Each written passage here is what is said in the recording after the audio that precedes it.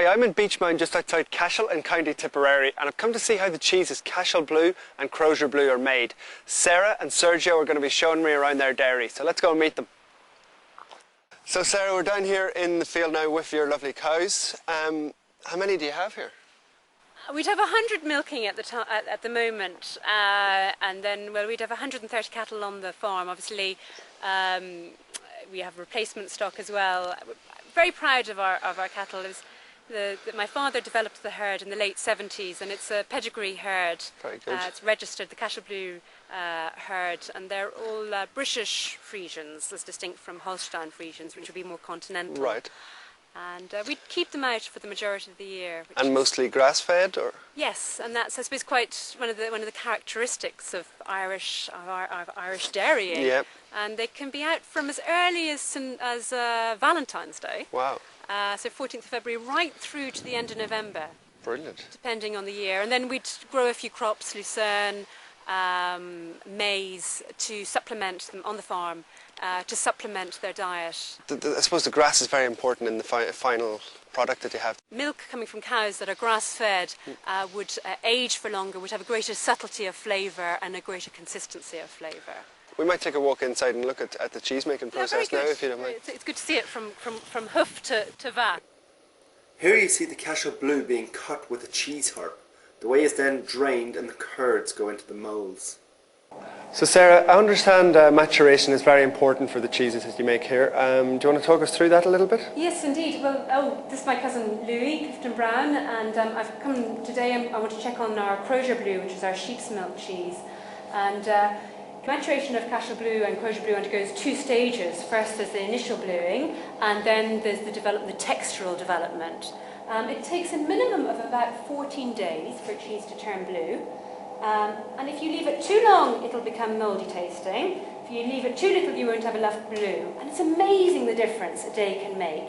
And Cashel and Crozier don't mature at the same rate. And here we have a piece which is just as initial bluing. You can faintly see it. Interestingly enough, that is enough. This cheese will be matured, Louis, how long? We're bringing it up to... Well, this cheese will be bringing up to the beginning of the new year. Yeah, the beginning of the new year. Yeah. It's Louis' brother Henry who has the herd of the flock of sheep, and he milks from January through to September. So this will be for long-term aging right through to New Year. I'll give you a tasting of it now. Yep. I don't know if you've ever tasted sheep's cheese. I have indeed, yeah. At this stage before. Not at this stage, Very no. different profile to Cashel. Would be quite a sweet flavour. Yeah.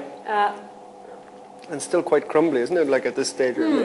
But the milk is naturally quite fatty and rich. And the other thing you're getting there is a lot of acidity. I don't know if your mouth is watering. Yeah, absolutely. If we didn't have that acidity there, it wouldn't go the long haul. Right. If it was too blue, it would turn too mouldy tasting. So Sarah, it's an unbelievable setup you have here, very homely. You've been making cheese for about 25 years. How many people are involved in the day-to-day operation? Well, there'll be about 14 of us in the cheese, and then another 3 in the farm.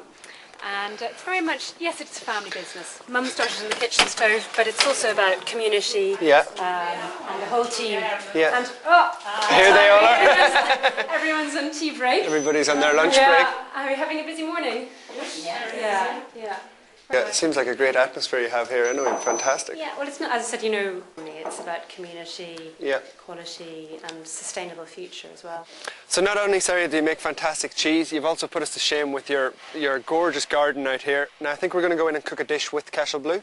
Yeah, I'm just going to make a simple spot of lunch involving Cashel Blue and butter. Yeah.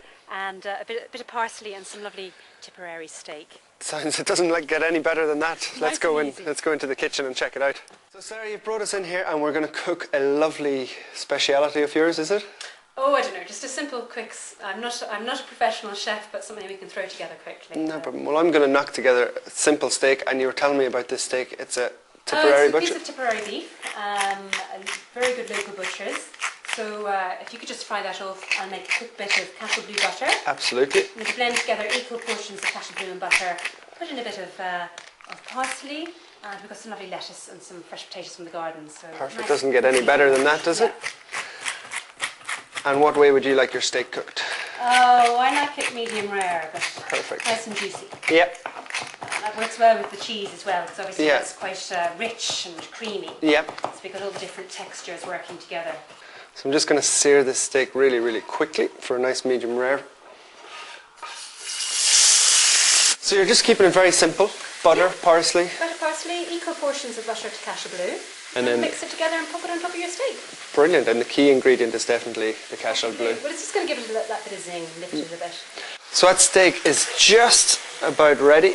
Now what we're going to do is we're just going to take that off and allow it to rest, just so those juices just relax and it really becomes nice and tender and medium rare like you were looking for. So there you go. I think that really shows off the Cashel Blue at its best. A lovely steak, very simple, nice and medium rare with a lovely Cashel Blue and parsley butter. Thank you very much, Sarah. Well, no, thanks. It was great fun cooking with you. I've learned a lot and I'm really, really very impressed with your cheese. Great. Well, thank you very much. No problem.